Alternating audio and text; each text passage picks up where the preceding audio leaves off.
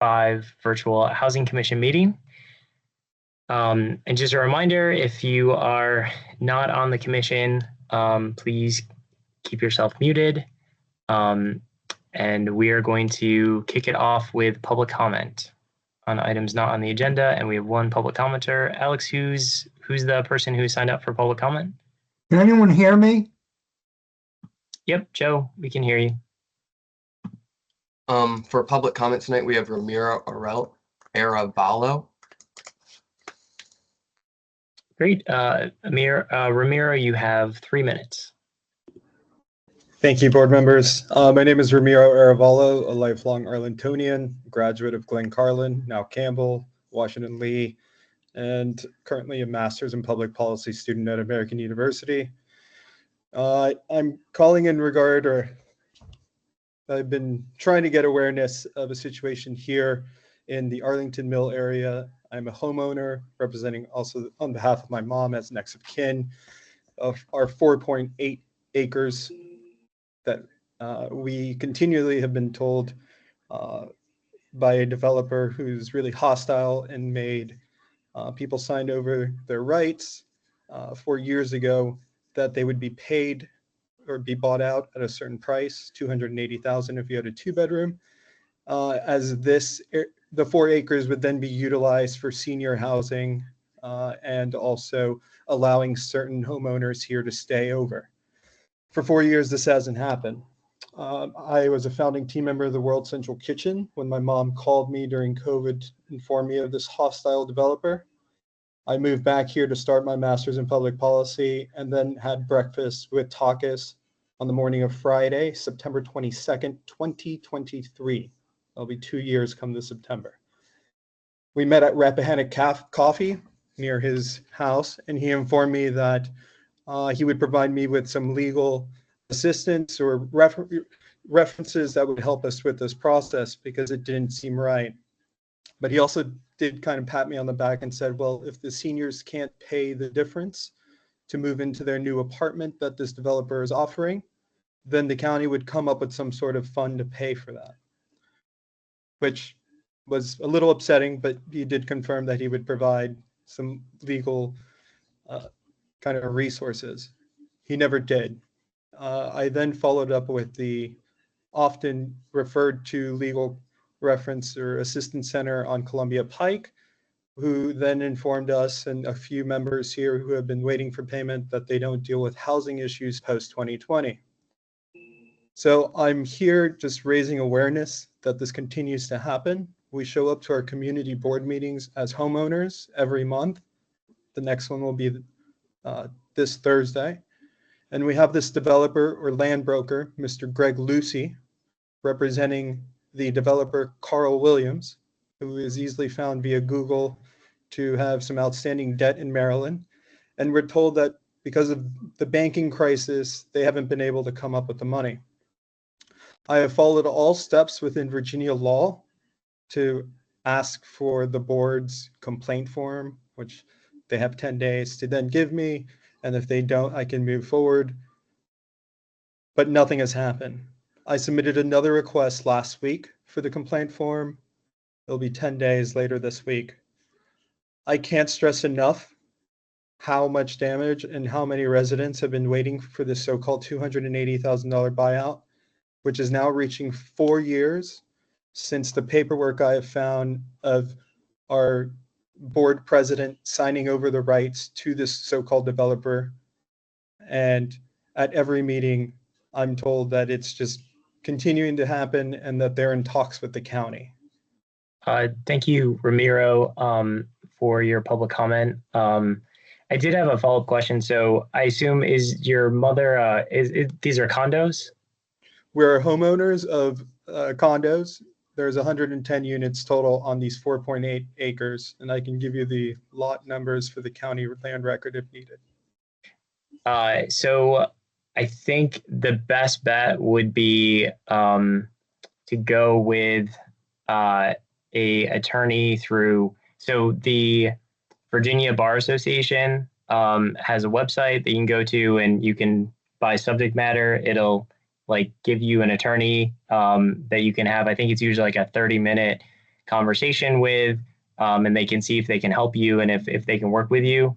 That's probably the best bet for that situation. I will say that, and this is not to defend the developer, but a lot of developments are falling through and are not happening throughout the county because the finances have not worked out. So this is not a unique situation. If that's what happened, that the developer was planning to do this a few years ago, and now they're like, we can't move forward. So that's happening in a number of places, but not knowing like all the specifics, I would recommend your best bet would be to find an attorney. And I think the best way to do that would be through the Virginia Bar Association website. That's what I typically try to refer people to, and see if they can help you. I don't know if anyone else has any suggestions or recommendations on the commission. If you're in graduate school, I'm not sure if American has a law school, but you could try reaching out to the law school to see if you could get some pro bono assistance as a student as well. Thank you both for that. I have reached out and utilized a request via the Bar Association and the $50, $25 fee, along for a few other owners. And this Washington School of Law, which I think is the proper name for American University's law school, doesn't really have a real estate team because I'm also a member of the Real Estate Investment Trust at AU, but also very familiar with the finance issues. But the way it's presented to us is not proper. And as I mentioned, I'm bringing this on the record because at every meeting, we're told that it's being held up by the county. And so the developer is using the county's housing board, going on to our record and our minutes at those recorded meetings, that the last year it was that the Amazon dollars had run out. And that's, I think, when I sat down with Taucus, and I know the Jair Lynch project, which is part of today's record, began. So very much aware of how that works, but just going on record, this is now my second appearance. Went to another hearing 2 weeks ago, because at our meetings that are recorded into the record, the excuse used by Mr. Lucy, who is the representative for Carl Williams, the developer, is continuously, one, yes, the funding is not there, and then two, the county hasn't approved or is not providing the dollars, enough dollars, because of the senior housing. It's supposed to be a 15% of the units go to senior housing, which was also the issue with a lot of seniors here. Well, if I'm giving up our property or signing over my rights for the county to get senior housing, then how is it that we then have to pay a $75,000 difference, which was originally brought up, like I said, Friday, September 22nd, 2023 with Taucus. So yeah, unfortunately, there's nothing that our commission in particular as volunteers can really do other than provide some advice or direct you to some resources. I do think, Alex, do you have Mr. Aravello's information to see if the county can look into the planning division, where this project sits, and maybe provide some assistance? Yes, I can follow up internally and get back to you. Okay, sounds good. May I ask one question? Oh, What yep, is the go ahead. name? What is the name of the condominium association? So we are the Arlington Heights Condominium Association. Thanks. Previously, the Arlington Heights Veterans Co-op, until we became condominiums a few years ago. And again, thank you all for your time. I understand, but I'm just trying to go on the record for these issues, because, as I mentioned, it will now be 2 years in September that I've been trying to bring them forth. No, that definitely sounds. We have several first-generation homeowners that don't even, really know their rights. Yeah. So, thank you all for your It sounds very frustrating, and thank you for bringing that to our attention. And hopefully, Alex can work with CPHC staff to at least give you, more information, and you can find out what's true or factual and what isn't. Yeah, that's probably the best that we can do at this point. But thank you for coming and bringing the issue to our attention. And sorry that you and your mom are going through that. That definitely sucks. Yeah, but thank you again. I think I follow a few of you on LinkedIn, and I've been following your work. And obviously, as a policy guy who has done some research on inclusionary housing zones, thank you all for your work, and continue to do a good job. But would appreciate some help to make sure these bad actors also don't become part of the fold. Thank you.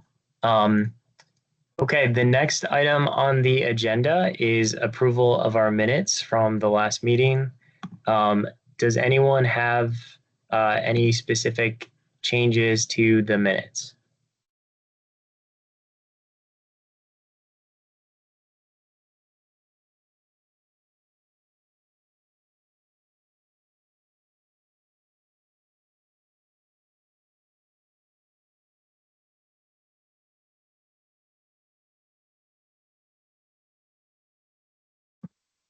Okay. Hearing no recommended changes, do I have a motion to approve the minutes? I'll make a motion to approve the minutes. Thank you. Second. Thank you. Any objection?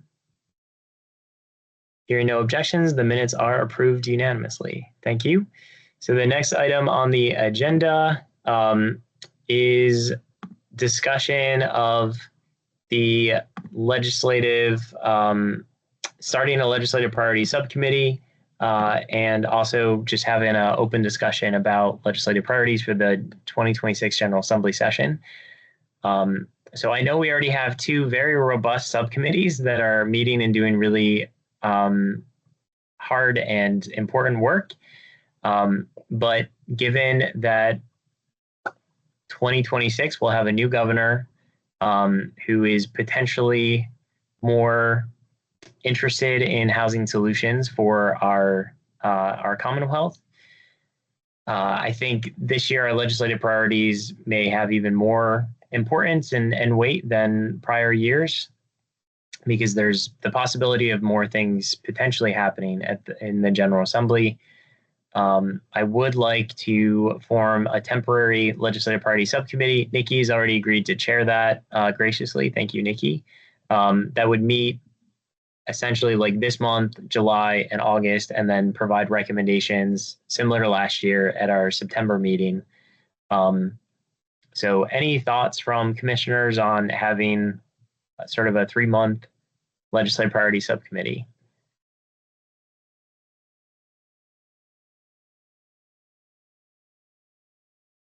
Okay. Oh, go ahead, Zach. I will spare you my words. I think it's a good idea. That's all I had to say. Okay, thank you. Who would like to serve on the legislative priority subcommittee besides Nikki and myself?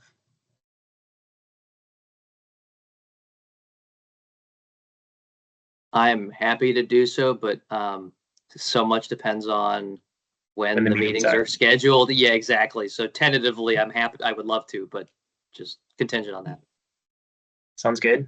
Thanks, Zach. I might be able to come, but I'm not exactly sure because I'll be doing a lot of traveling for the next 3 months.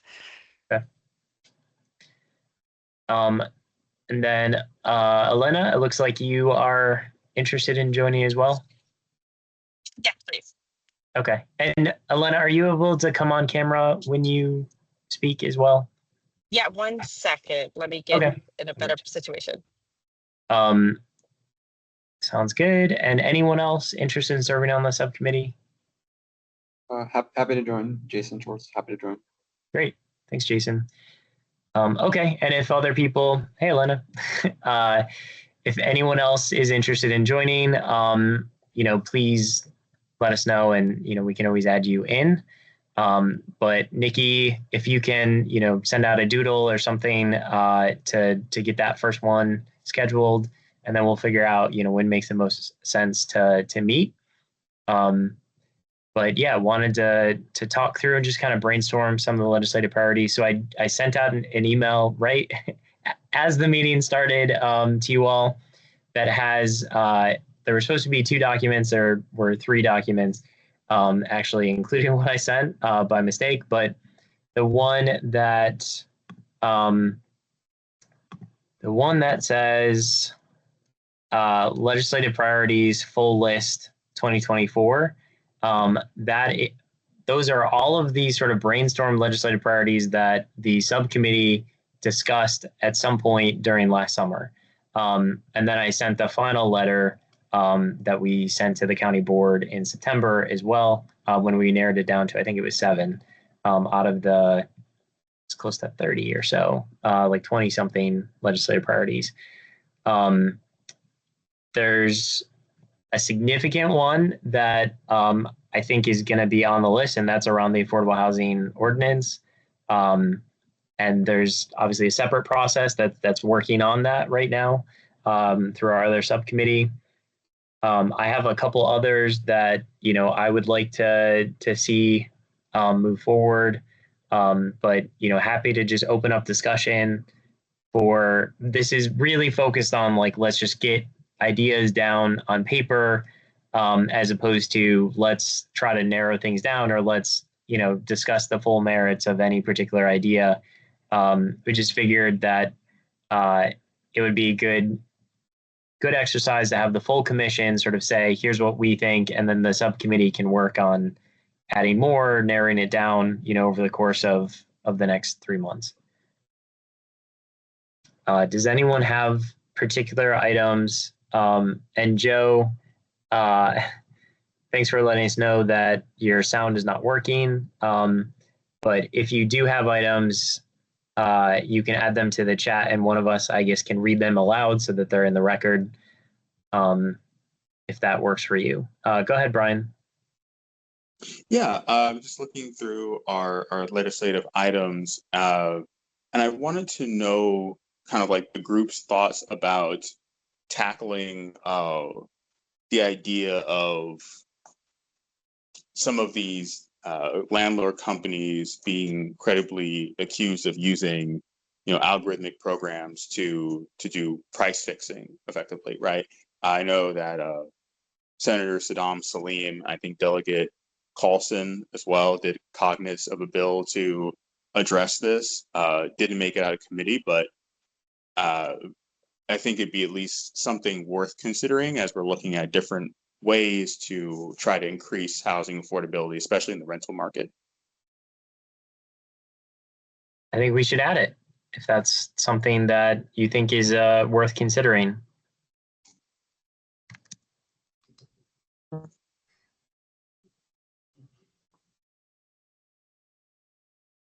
Other thoughts that people have in addition to the items that we had already identified last year. Go ahead, Nikki. I know we had the Boston group come and share some of the work they're doing, and I believe, I forget the organization, but sort of the large organization. I think they were based out of California. Yeah, Policy Link. I'm not sure if something like that might be something we could add, especially since it sounded like pieces of it at least were an optional process, but just getting developers to think more holistically about their projects and some things like intersectionality, I think would be good for us to consider. Yeah, so I do have an update on that as well. So I had a couple meetings about that. One, I met with a land use attorney to kind of talk through adding to the site plan process, basically doing a equity review or a FFH review, maybe after the preliminary site plan has been accepted and a few months, like there's sort of a 3 to 4 month gap typically in the site plan process between preliminary site plan approval and the first SPRC meeting. So having this review conducted of looking at like historically, who's lived in this neighborhood, what discrimination or segregation have they face, and also looking at current state, what disparities exist in that neighborhood. So that could be, you know, public health, like there's higher asthma rates in this neighborhood, or there's lower education, like quality or test scores. It could be a number of different things. So then producing that as sort of a report saying this is what we found based on our analysis. And then the county would give them sort of options to say to address these disparities you can do this, this, this, this, and this. Pick one. It could be just contribute to an equity fund that is overall for the county, or it could be neighborhood specific projects, depending on how it was shaped. To be okay, we're going to plant more trees in this neighborhood to address poor air quality as part of like what we do as community benefits. What I heard from the land use attorney was they didn't really think developers would care what you want them to spend their money on for community benefits, as long as it doesn't really add significantly to the time or cost for the development process. So if you want equity focused things, or you want affordable housing, or you want transportation improvements, or what have you, they're kind of agnostic. They're like, just tell us what you want, we'll do it, but just don't have it take longer or significantly increase the cost of the development.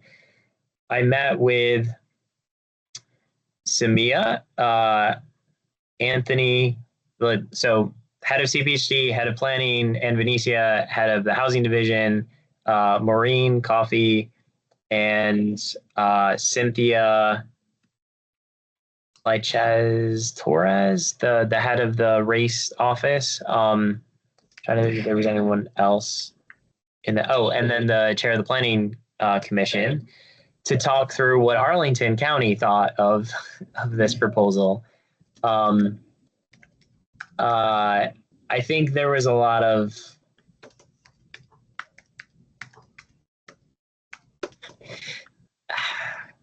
I don't think they're super interested in it right now. Like, a lot of the conversation was like, well, here's a potential barrier, and here's a potential barrier, and here's a potential reason why this might not work. And we're going to need state approval for that.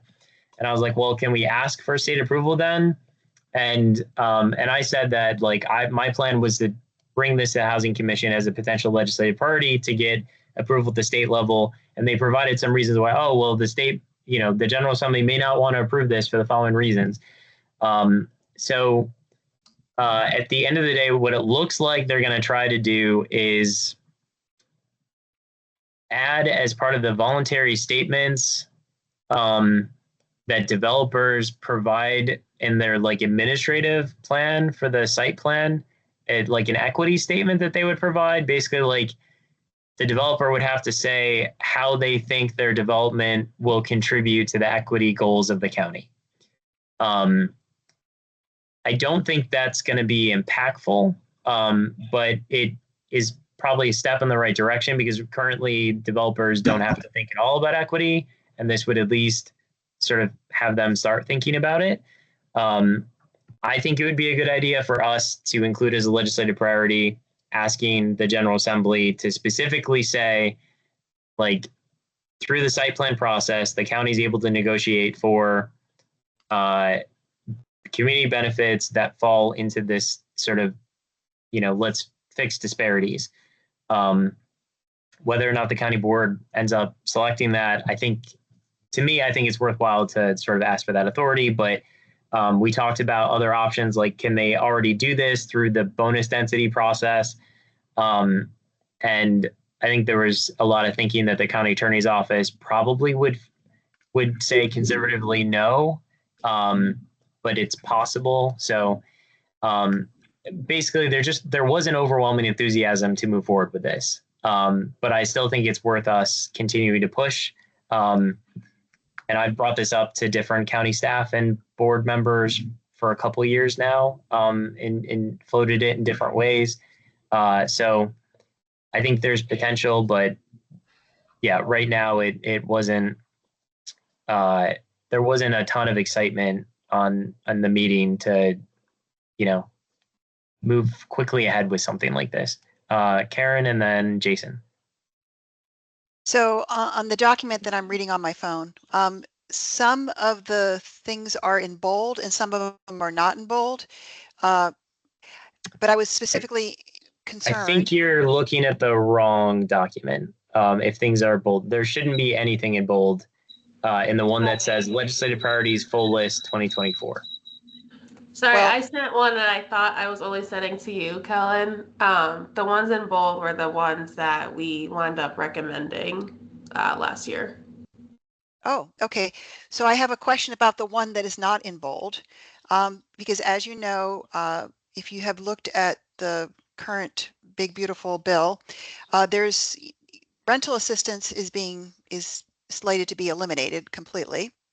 And also like the housing choice voucher program. And I know the county is very concerned about these two big pieces of money that are not going to be in the budget.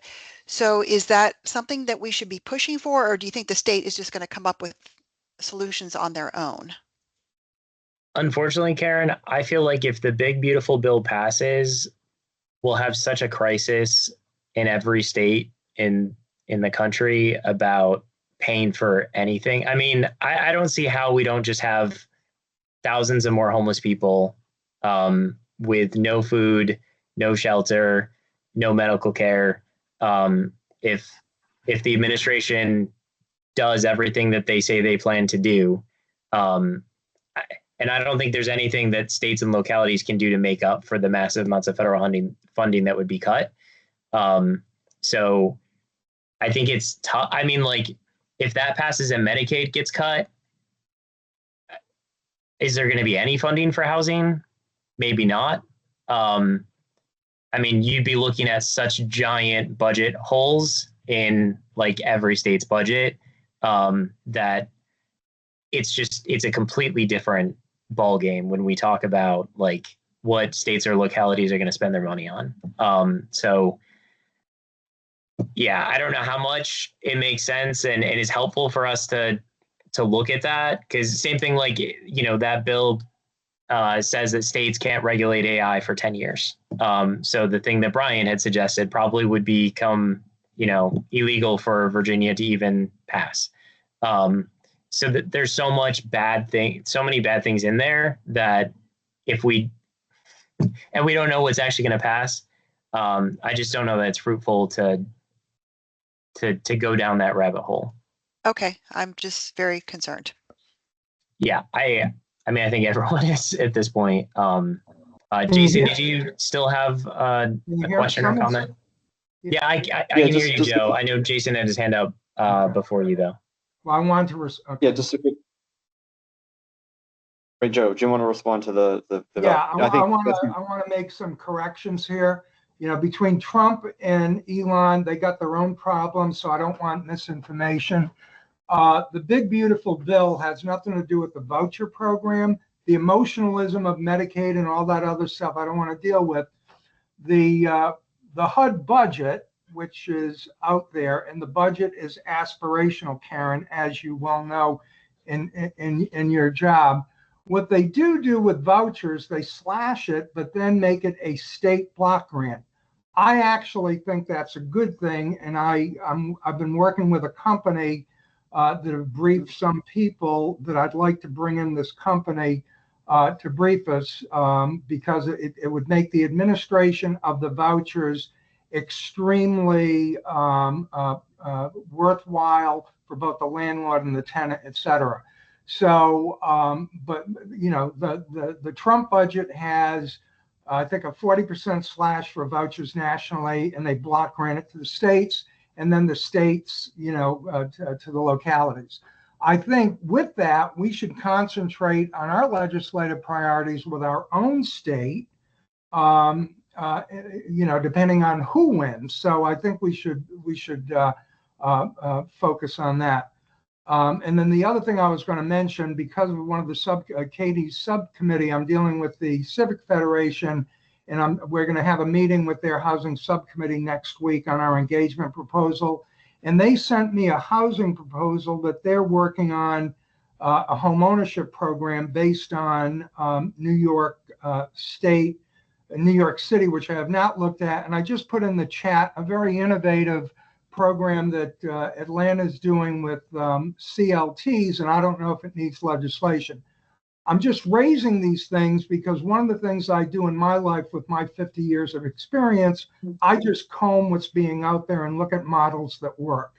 And this model, the article was just in Next City.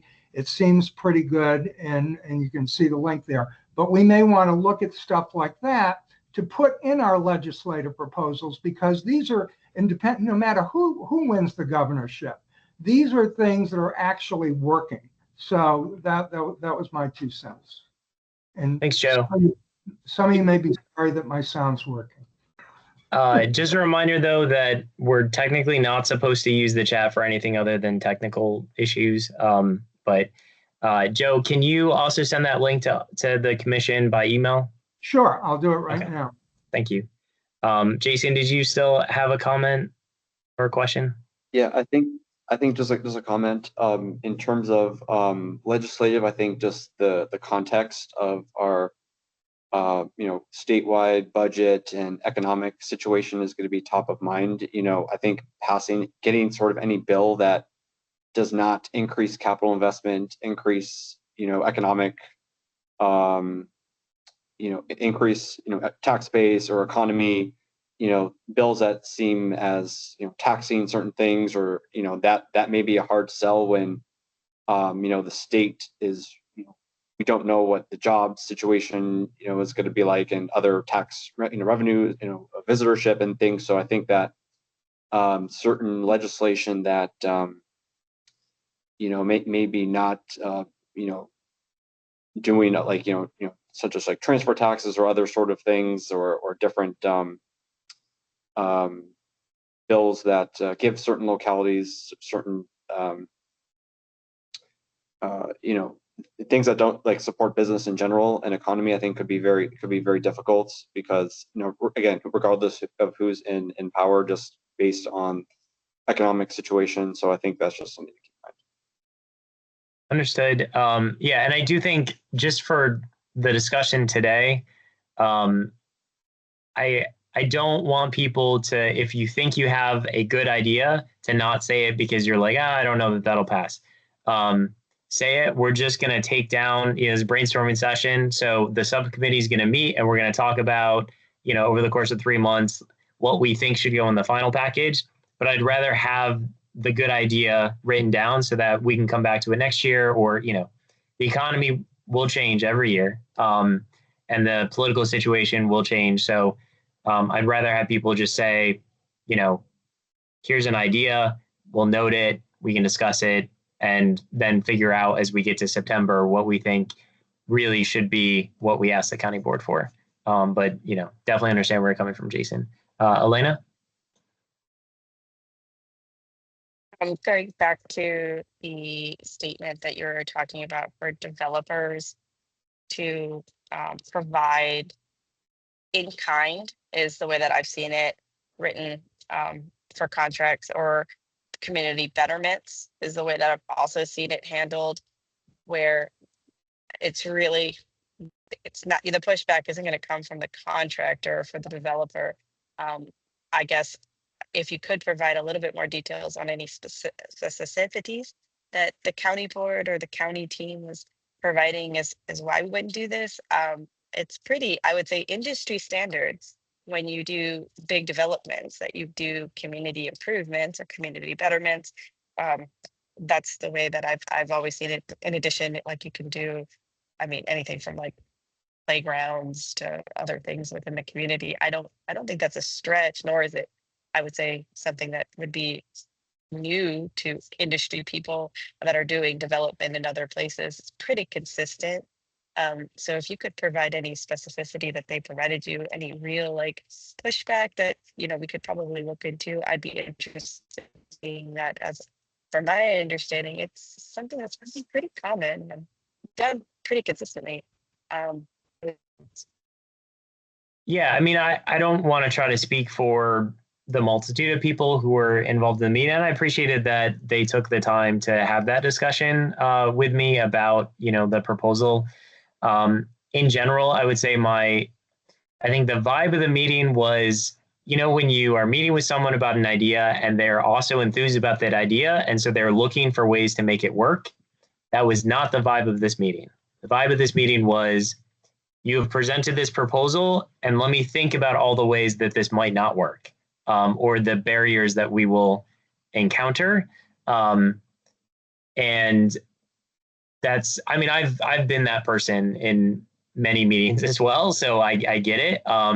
And not to say that the things that they brought up weren't valid, because they totally were, like saying, oh, well, the county attorney's office, they're probably not going to say that we have the authority to require developers to or negotiate with developers to plant trees in this neighborhood, or contribute to an equity fund, because that's going to be outside of what's currently in our zoning code and state enabling legislation around what we can ask for site plans.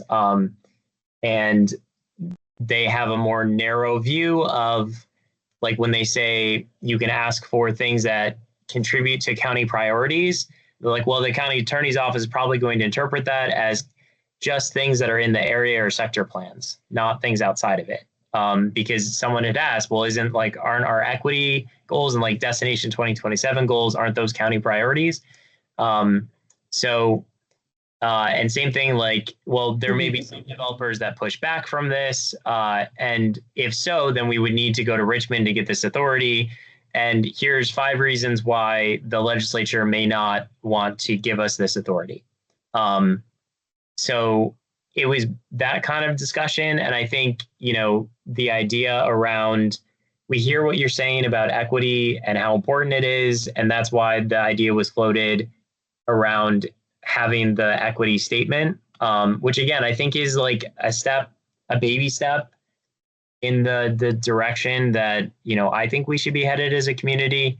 I think another thing was, why would we use the development process to fund like a public health program to reduce the lifespan gap of 11 years between one neighborhood that has a lot of people of color and another neighborhood that is, like 95% white? I think people would say, well, isn't that what the county board should be funding? Why are we using development dollars for that? It's like, sure, that's an argument that a person can make. I think at the end of the day, we're not funding those things, and this is an opportunity to potentially get funding for those things. So it was that kind of discussion. And again, I don't think anyone was engaging in it because they don't care about equity or they don't want to reduce these disparities, but it just wasn't the type of meeting where I don't think the county was ready to embrace a proposal of this scale. It's a lot of change. It would require a lot of work from county staff to implement a new process like this. It probably would, to some degree, require approval from Richmond. And they have a lot of other stuff going on, a lot of other priorities. And so this probably was just something that they're like, hey, well, we're willing to have a discussion, but this isn't our top issue that we want to go fight for. But that doesn't mean that we as a commission can't say, well, you should still try and get the authority to do this. So, when you are ready to implement things like this, you have the authority. And like I said, I told them that I would still bring this to the Housing Commission and recommend it as a legislative priority to you all to include in our package. But, ultimately the commission will make the decision in September of whether or not we think this is something that we should ask the county board to move forward with. But yeah, that's, again, it's tough to put motivation behind what a lot of other people, may have said in the meeting. But yeah, I think it just wasn't the case where people were excited about the idea and trying to figure out, okay, how do we make this work? It was more, here's 25 legitimate reasons why we may encounter obstacles that could derail this. And that was more the focus of the discussion.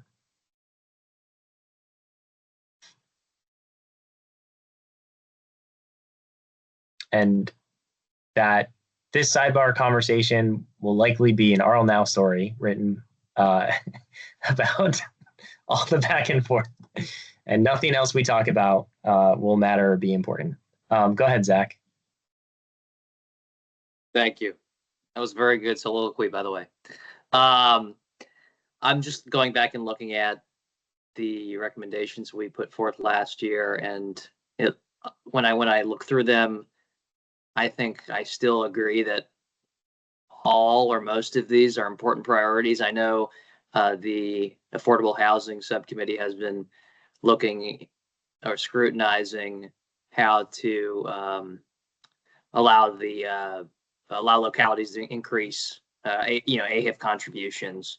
So that one still on my mind. I know that's been really important to me, as well as several of the other ones, including just increasing funding generally for the State Housing Trust Fund, and that the Housing Opportunity Tax Credit as well. And the other thing, I think this is a Jason Schwartz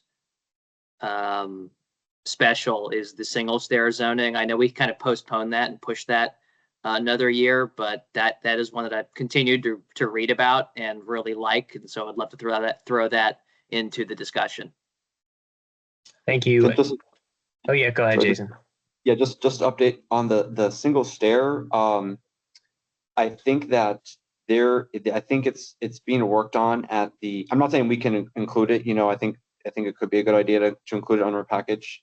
But just a note that it is being looked at for the like 2024 building code, which will come out in like 2027. They released it, kind of the Virginia building code. It is being like looked at in there. The study that was released last winter. It didn't like say yes or no to do it. It just pretty much listed again the things to consider when doing that. But yeah, it is just to know for everyone. It's moving. It's not like, I'm not saying it's moving forward in terms of the building code, but it's the technical committees that technical committee that's working on the building code, the change. That's something that's in there. So I'm not sure how much. Again, the legislature is willing to do anything, or if it's just it's going to happen by the technical process, non-legislative. And not say it can't, but that and just wanted to thanks for bring that up.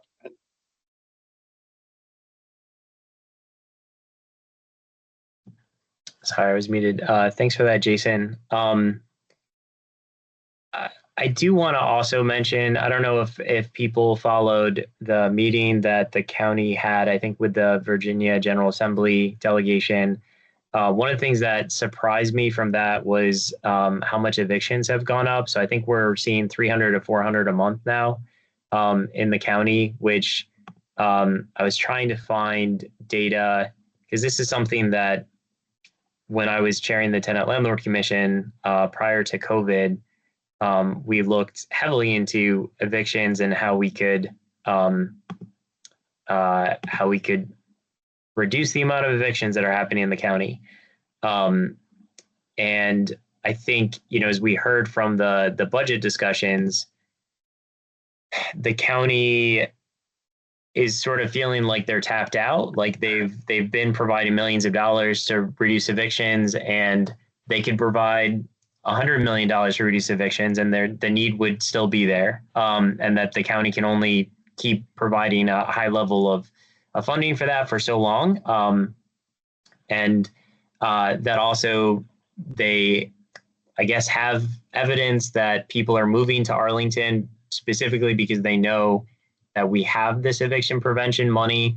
And so people who otherwise would not necessarily feel comfortable like with their rent amount because of their financial situation, they're kind of thinking, oh well, I can always fall back on the county because they're very generous here, and the county wants to stop that because they're like, we can't support that, we can't sustain that financially.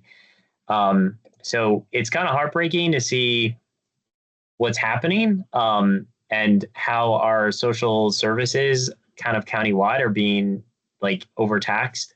And all these things that I feel like we've been fighting for years to improve, life for low-income folks in Arlington. It just seems like things are getting worse. And with the federal budget cuts,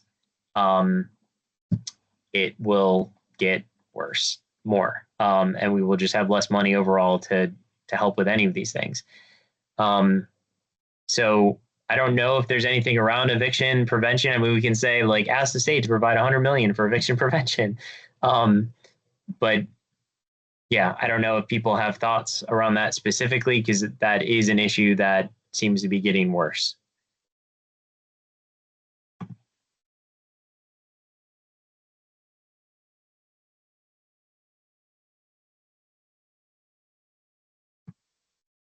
Okay, that's fine. So I also wanted to bring up another sort of AFFH, like affirmatively furthering fair housing legislative proposal that I've been kicking around with some other fair housing advocates. And this is an AFFH grant program. So it would be a competitive grant program at the state level to fund local jurisdictions who have programs or projects that would address the gaps and the disparities that their fair housing plans and AIs have uncovered, but they don't have the funding to actually implement them. It would provide competitive grant money for that. So that's, any locality like Richmond with their affordable housing like equity plan, Arlington and the surrounding Northern Virginia region or local governments with the regional fair housing plan. There's a lot of things in there that may not be implemented because we don't have the money for it, but they're still really good ideas. And there's things like Destination 2027 that, as I said last month, and we're going to hear directly from public health next month about how disparities are getting worse. And there may be a number of projects that they would love to do, but they just don't have the funding to try to address, asthma rates and the life expectancy gaps and like other challenges that are based off of where you live, what neighborhood you live in Arlington, and the color of your skin. So that's something that I would like to add to our list to consider. And again, I know it's funding, but I think it's important. And there currently is not a funding stream at the state level to address projects like that.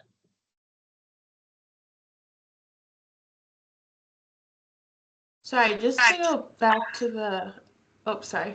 I didn't raise my hand, so I'll go off mute. Elena and then Nikki.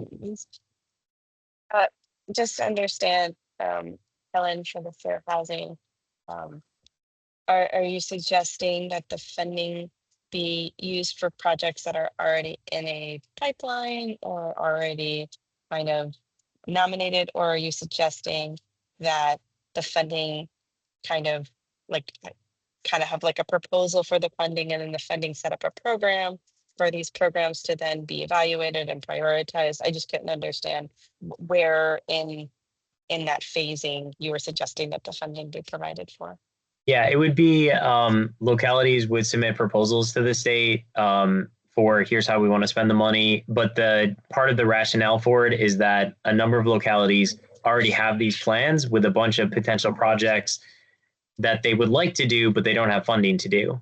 So it's not, a lot of localities wouldn't have to make up new projects in order to apply for this funding. They would say, oh, we already have 5 projects that we've been wanting to do for years. We've already developed a plan that says, we should do these things to address the disparities between different neighborhoods when it comes to, access to opportunity and education, transportation, employment, environmentally healthy neighborhoods. So the idea is that there just is already a ready-made list of these projects across localities, throughout Virginia to kind of show that, people don't have to just make stuff up to get this money. They already have things that they want to do. But the idea would be they'd submit a proposal and they could come up with something new, but it could also be drawn from a plan they already have. Thank you. Yep. Nikki? I was just curious with the Freddie, could you mute your microphone, please?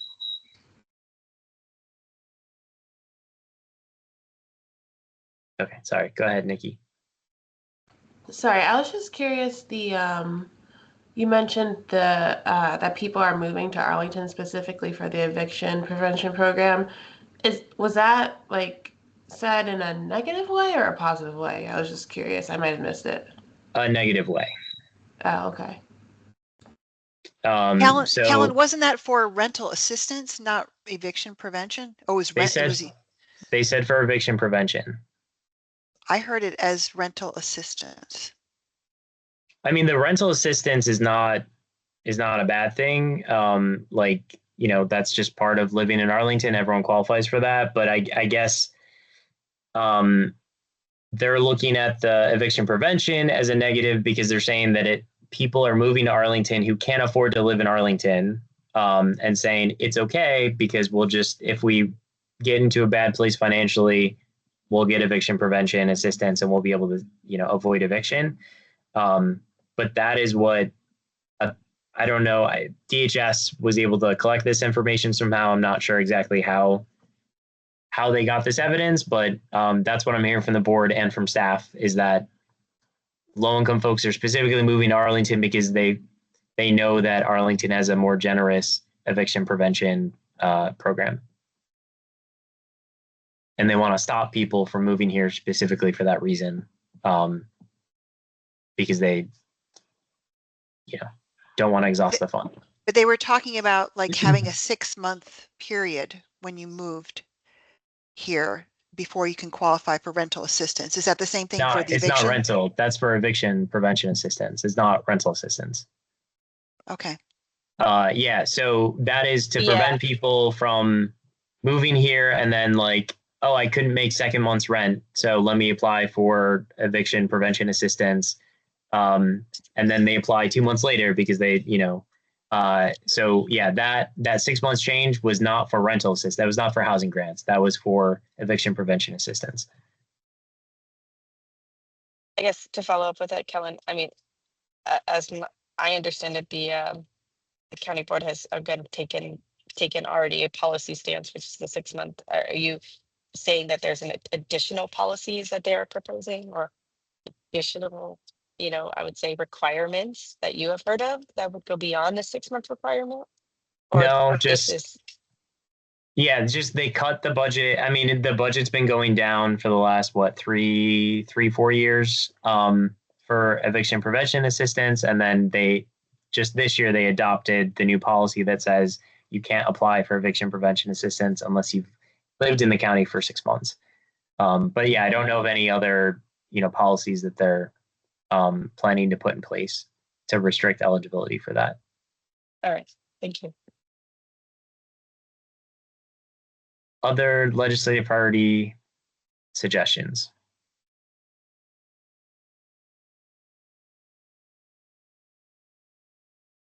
Anything around home ownership?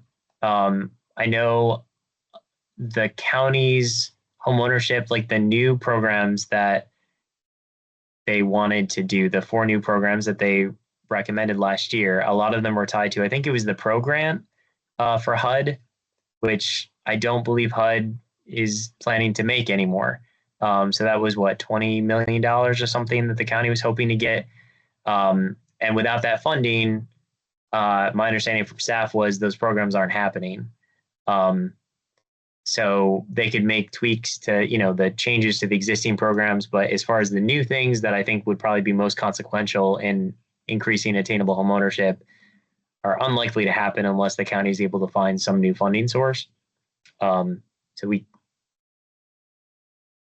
I don't know, we could try and do something like that around legislative priorities. I don't know how much in Richmond they would even be willing to say, okay, we're going to give $20 million to Arlington specifically for this program. Like I've not heard of that sort of earmarking like they do at the federal level. All housing in this budget, this beautiful big budget, housing counseling is a 0 line item now for the coming budget. So that's going to be a challenge for homeownership counseling and any kind of housing counseling. There's nothing in the budget. And Karen, just to clarify, you're talking about the big beautiful bill, or you're talking about the Trump administration's proposed budget for next year? Well, the proposed budget for next year, the big beautiful budget, Which is whatever. They're 2 different things. Karen, which is purely aspirational. There will not be a budget. There will be a continuing resolution. Neighborhood Works, which is another great program that has a lot of bipartisan support. They whacked that and put 28 million to wind it down. So there will be money in there. There will be money for counseling. Once again, the Bush budget is aspirational. The big beautiful balloon, whatever that is, that may pop of its own weight. So I think let's get back to reality here. And I think we got, this discussion is good. I re-looked at the letter that we sent. I think the letter that we sent in September is a good base, and Nikki and the subcommittee can kind of add to that.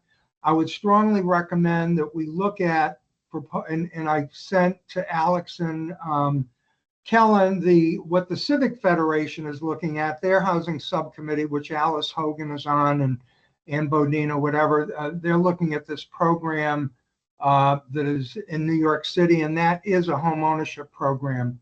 I think the other thing that we should look at, and I'll set up a briefing for either subcommittee or whatever, that we look at vouchers. Vouchers. I started HUD with vouchers 50 years ago, and they want to get rid of it. They don't want to get rid of it. They want to get rid of the federal operation of vouchers. They want to get rid of the administration by 3,300 PHAs that get a hefty administrative fee and stuff like that. They want to get the federal government out of direct implementation of housing stuff.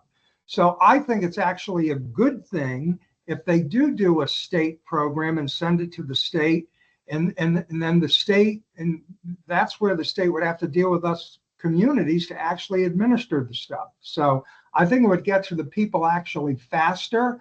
And let me give you one other example. Texas, which is a red state, was the first state in the country to use their emergency vouchers under COVID. All right. Why did they use them? Because they had very few rules and regulations, and they got the money out and it served the people. Thanks, Joe. Jason.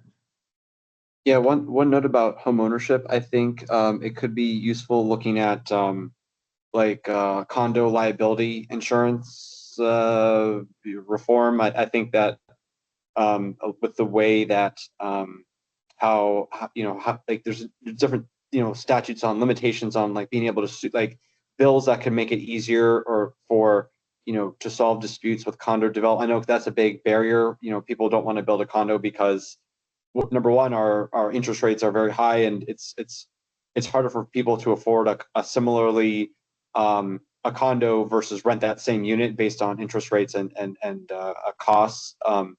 So like we could look at that to help get more people to build condos, especially in site plans. I know there's a preliminary site plan, and this is going to be a fairly expensive condo unit versus a rental. And then just noting again for I know like EHO stock, there was 37 permits for EHO, 63 3-bedroom units amongst all the ranges from 1 to 5 bedrooms. So like that's, I mean, huge, because I think there's only been one condo site plan in the last, I think 10 to 15 years that has actually been went through. So like if we want more home ownership, and most of those like 3-bedroom units are going to be very expensive because elevator, HOA versus small units. So I think for a large unit, I think a bill on reforming some of the liability issues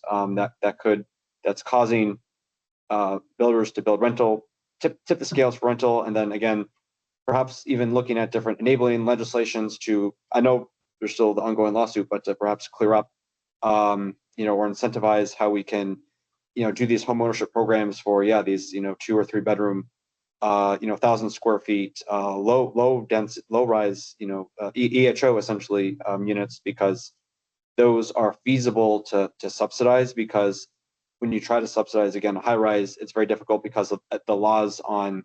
There's a law that you can't subsidize the HOA fee, and so it's like hard to put subsidized units in ultra like really luxury buildings, because they have they're looking at what's $1 per square foot, or well over $1 per square foot. So that could be like 1,000 square foot is going to be like 1,000 plus HOA fee because you have all the amenities. So just a couple of things relating to home ownership and how we can get more entry level stock to people. Some thoughts there. Another potential idea that I had was sort of around the state sort of being able to declare certain zones or localities as essentially like emergency or in crisis with housing supply. And then that would free up like incentives. They could be tax incentives or something to um, encourage more housing, residential housing development in those areas. And there's a lot that I feel like, I haven't thought through with that, but something around that where the state is sort of saying, okay, based off of some formula, like these areas should be prioritized for housing development, and here's how we're going to try to incentivize that. And it's not just affordable housing development; it would be housing development potentially beyond that. But I'm not sure like what the limit was because do we want like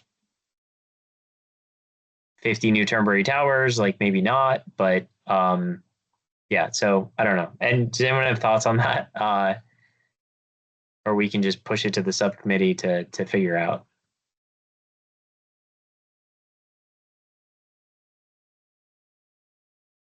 Okay, we will push it to the subcommittee. Just as a quick note, I think it could be it's like hard to do bills that like just like focus on like Northern Virginia, for example. It's like yes, Nova, like there's each region of Virginia has its own issues, but I don't know what the legislature is on doing bills just for like, oh, just this is like just it's like a bill with and that relates to Metro, right? It's pretty much just going to affect Arlington, Alexandria, and like Fairfax. So it's like I don't know. Is the legislature gonna do? Oh, they these love sorts of those bills. They do those bills all the time. Okay. Virginia, I feel like prefers to do bills for specific localities compared to a bill for the whole state. That's why we have all these like, well, in Arlington, it's this way because there's literally a state law that says Arlington can or cannot do this thing. But Fairfax has completely different powers. And like when they took away Arlington's towing authority, it was literally only Arlington County's like special towing authority. But that was intact for every other locality within the state.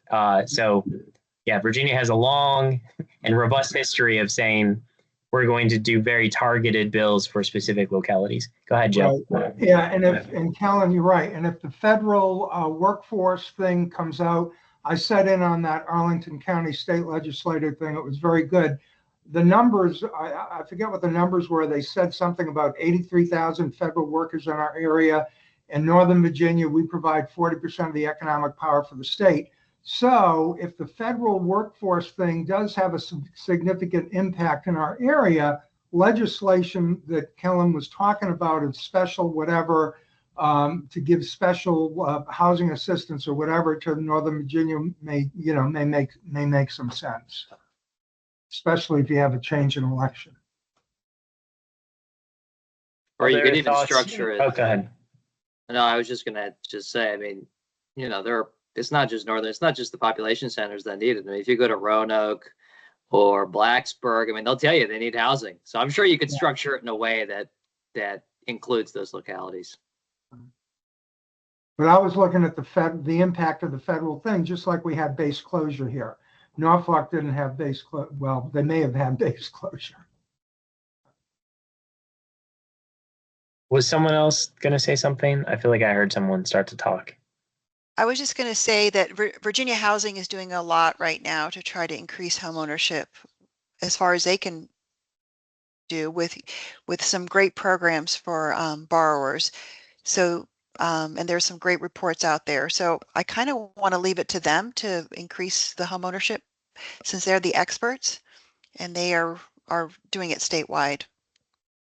I mean, Karen, we could also just look at what they're doing and say, we think the county board should also support this. So we don't have to come up with a new, unique proposal. We can just say, we already know that this group is doing this, and we just think the county should also lend their voice in support of it.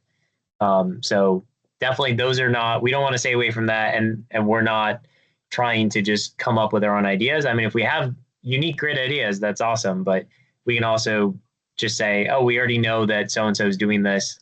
Can we jump on the bandwagon and support that because we think it's a good idea?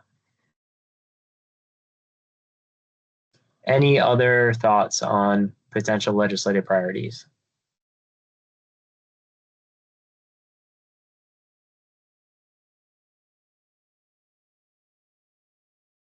And I don't know, I think I had said it before everyone was on board, but I was just talking to someone today who was talking about the future, at least the near term future for affordable housing development is pretty bleak. And they were saying that some major lenders are no longer planning to do affordable housing lending because they're afraid that the Trump administration will consider that to be part of DEI. So that doesn't bode well for the future of affordable housing development if that turns out to be what actually happens. But that is, I guess, the talk that there's already major lenders who are pulling out of affordable housing loans because that is their fear. Yeah, Carolyn, I think that what that's referring to is special purpose credit programs that the Trump administration nixed through Federal Housing Finance Agency, the regulator of Fannie and Freddie.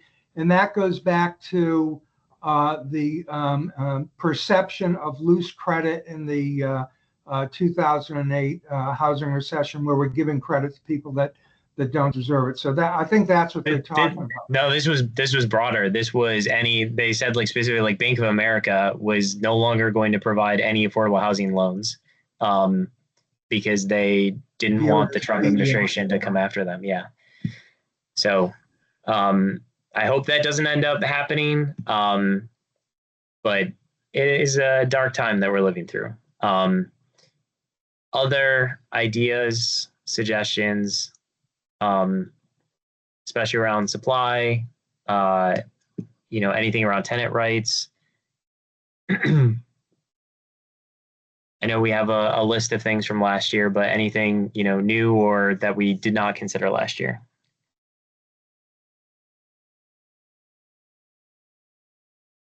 Jason? I don't think this is, probably not in the, what's in the scope of to recommend, but just a note, just for the knowledge sharing in the commission. I know California Senate, they passed with their, like, a super majority, required to advance to the California House Senate Bill 79, which is a major housing and transit bill. So it pretty much has different tiers for the frequency of service and requires certain level of minimum levels of development, permission for certain areas. So, if you have like a frequent a bus service, you get this level of density is required, and then if you have a rail, you have this level, and it's a pretty big deal for California because they do have a lot of not even metro and light rail, but the zoning is still very low, so this is a big deal for California. But I don't think that this would work well in Virginia because, again, it would just apply to Arlington, so if it was a similar bill. So just a knowledge. We're not opposed to bills that only apply to Arlington, but yeah, those, I'm serious. So those are super common in Virginia. Like they do those bills all the time where they'll pick a region or they'll pick a locality and it's like this bill only applies to them. Because it's easier to get those passed because the rest of the localities are like, I don't care about this. Like this doesn't impact me. So sure. And it's kind of, Virginia likes pilots, like let's pilot this in Richmond or let's pilot this in Alexandria and Arlington and see what happens. Okay, if there's no further suggestions, then we can take back what we discussed tonight and everything that we talked about last year, and the subcommittee can work through it over the next couple of months and come back to the full commission with a recommendation on how we should, what we should recommend to the county board.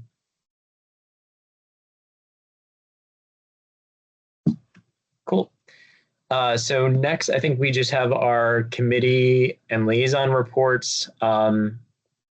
And I did want to provide a quick update on the comp plan. So I did the long range planning committee meeting for the updates to the introduction section of the comprehensive plan, which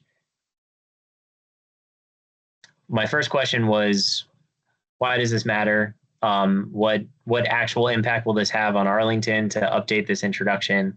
And I think it's, just kind of aspirational, like here are goals we can point to. And it didn't seem like a huge, like direct policy impact, but more so just, we're going to articulate the vision and goals, and then we'll try to think about this when we make other decisions. But it was a good discussion, and, we'll see as staff continues the public engagement process, what comes out of it. But we talked a lot about equity, and there were like planning principles that we talked through and kind of wordsmith a little bit. And then there'll be more specifics that county staff work on from kind of what they heard from us. But that's where things stand with the changes to the introduction section of the comprehensive plan. I know that Katie was not able to be here tonight. Does someone else? I wasn't able to make the last community engagement meeting. Does someone else want to provide an update? Who was at the last committee meeting or subcommittee meeting for that?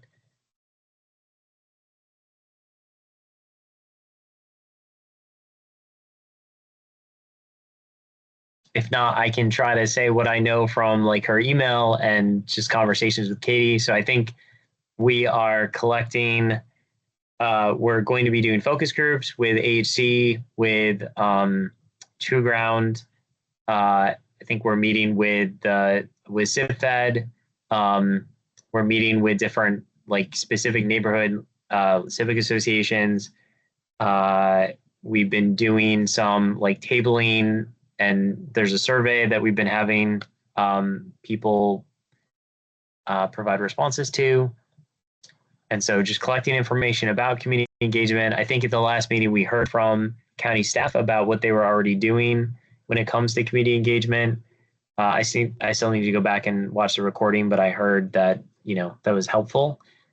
Anything that I missed from folks who were in the last meeting? One thing I wasn't able to attend, it ended up being 2 hours and I had to leave after an hour. But one of the things that struck me was that the county communication person, who was very, very talented, kept on saying, if you have a way for us to reach the renters, we'd like to know from you as well. So the county is also struggling to engage renters. And there's no easy answer to how to figure that out. So if we come up with any good ideas, they want to know about it too. We're reaching 60% of our population. Yep. Right, and just to add on that, I think that briefing with the county communication staff was actually good. I mentioned my own pet peeve on it, and I think one of the newspapers picked it up, is that we're doing a lot of stuff here, and we're just not communicating it well with the electorate. And these are the same electorate that like to sue the government over EHO and stuff like that. So they understand that. And I firmly believe that communications and messaging what we're doing will be half the battle. And we are meeting, Kellen, with the Civic Federation folks Monday at 12. Okay, great. Okay, and I think Brian was having some internet connectivity issues, so he is not able to provide the update on the Affordable Housing Ordinance Working Group. Anyone who was I was at the last meeting, I'm trying to think, we had an update from the planning director, Anthony, about kind of how our site plan process works. I thought that was super helpful, and kind of where the authority comes from, what we can do, what we can't. And then there were a series of random quotes that were picked up in a newspaper article that I would encourage people not to take at face value. And I don't think reflected a lot of what was discussed in the meeting, in addition to containing many factual errors, that some of which were then corrected later. But yeah, that was frustrating. Anything else from that meeting that that I'm not mentioning that's important for the full commission to be aware of, the subcommittee? I think just schedule wise, we're kind of entering crunch time for that group. if the county is going to work with our General Assembly delegation to make changes to the affordable housing ordinance, like legislation at the state level, they really need that recommendation around the September or October timeframe, which means the commission needs it no later than September, which means the subcommittee only has a few months left to finalize the recommendation. So they need to start socializing what changes they do plan to make. We need to have an opportunity for public engagement on that as well. Getting the feedback from developers and then going through some back and forth negotiation,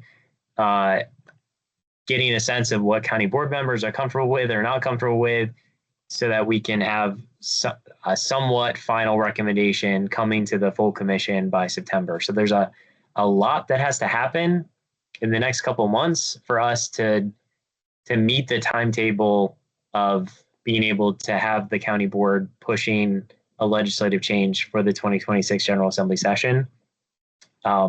So it's ambitious. I think we're in good hands with Brian. But yeah, there's definitely a lot to do there. Go ahead, Nikki. So I think you answered my question, but that recommendation is going to be submitted separately from our list of legislative priorities. Is that right? Yeah, I mean, we can probably reference it in our legislative priorities, but I think that will be its own standalone, effort, because it will be much more robust than probably any other legislative priority that we recommend. Yep, makes sense. Thanks. Updates on any SPRC meetings that folks have been the liaisons for?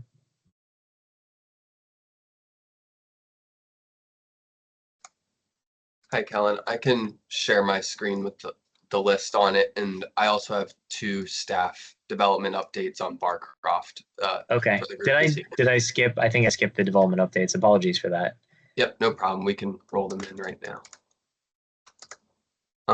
So I'll put the list of meetings up on the screen while I share the Barcroft development updates real quick, and then we can move to the meetings. So the first update is the second renovation phase loan documents.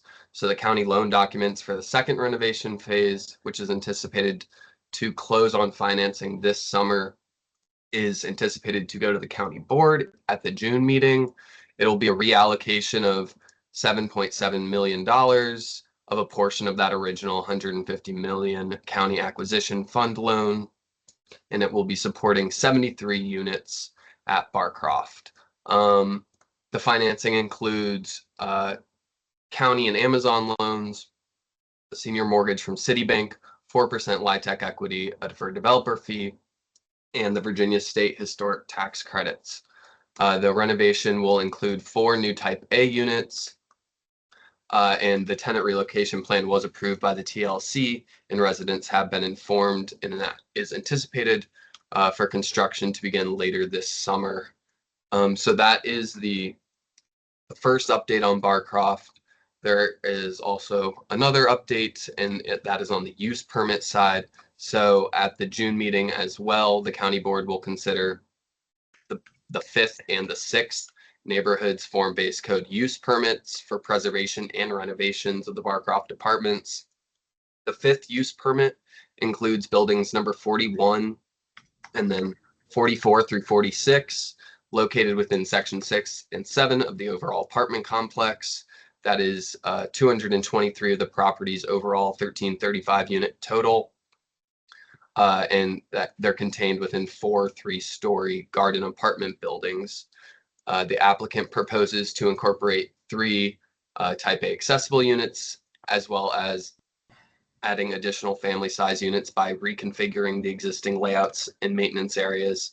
And then the 6th use permit is for buildings 1 through 11, which is located within section 1 of the overall apartment complex. That is it is 312 of the property's 1335 unit total, and it is contained within 11 3-story garden apartment buildings. The applicant is proposing incorporating 5 Type A units, and then more additional family size units by reconfiguring those existing layouts and maintenance areas.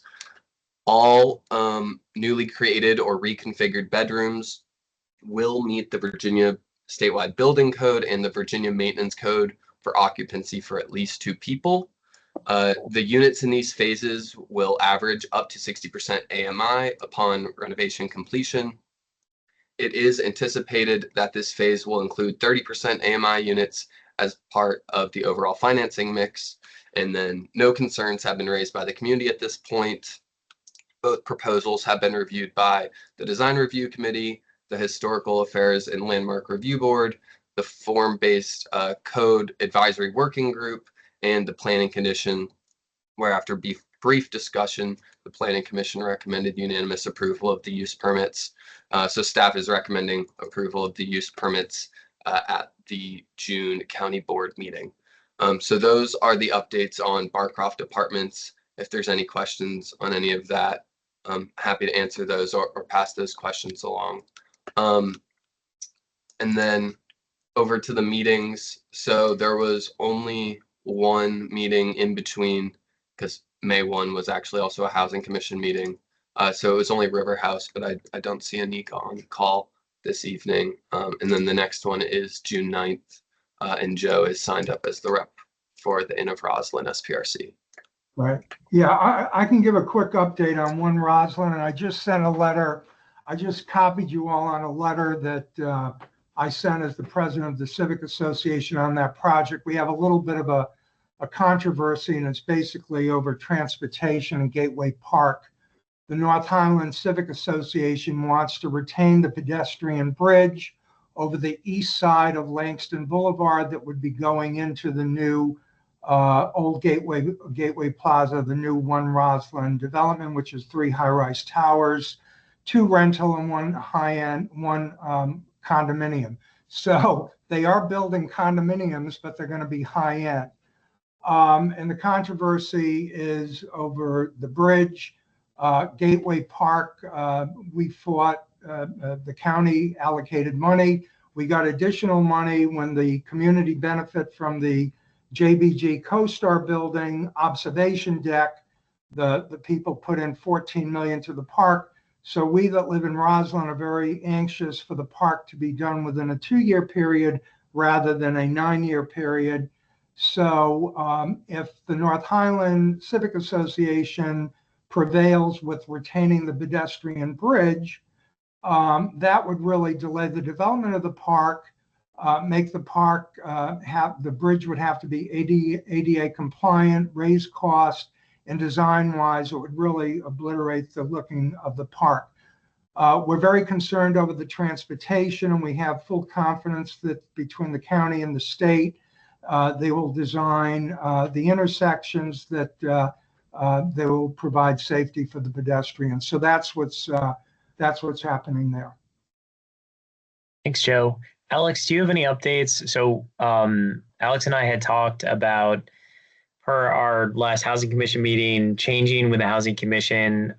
Here's site plan proposals to move it before the first SPRC meeting so that the full commission has an opportunity to weigh in and provide recommendations, as well as sort of instruct whoever is going to represent us in the SPRC and what the full commission thinks should happen so that they can reinforce that. Because my understanding from, staff and from the developers is that the time when they're most likely to make any changes is between SPRC 1 and SPRC 2. So if we hear the proposal before the first SPRC, it will increase the likelihood that things that we recommend actually have a chance of, influencing what changes in the project or how it moves forward. Alex, were you able to connect with planning staff and figure out if that's something that we can do? So still having conversations internally, but hope to have an update on that very soon. There will be 1 or 2 site plans in July, and that will be heard in kind of the similar fashion of what we have been doing. But those conversations are happening internally, and I'll keep you updated. Thank you. Appreciate that. Yeah, just trying to make sure that both the applicant as well as all of us are making the best use of our time and, you know, not not just having to rubber stamp things because it's too late to make any changes or make a difference. Hey, Kellen, in my neighborhood here, Crestmont, the people of Crestmont, they already met with, even before they did their county application, they met with us at the Civic Association, and that's a 200, that's 60 rental units that are going to go bye-bye, and they're going to be building maybe 260, and I think they just filed their application. So it really helps if we do get a front-end briefing on this stuff. Yep. No, completely agree. Thank you, Joe. Any other liaison updates?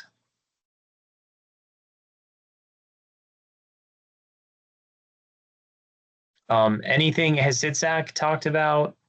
Yeah, so I just And- wanted yeah. to, so a subcommittee has been working on readjusting the NOFA and sort of revamping the process.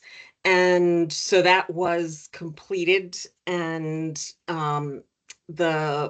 some of the changes that are occurring is that there will now be a pre-application that's hoping to sort of maybe cull the top quality applications and make sure that the applications that get through for review are fully complete.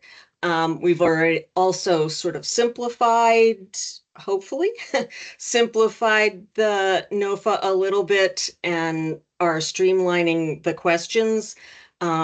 We also have gotten rid of, so for umpty-glump years, there's been presentations by all of the organizations.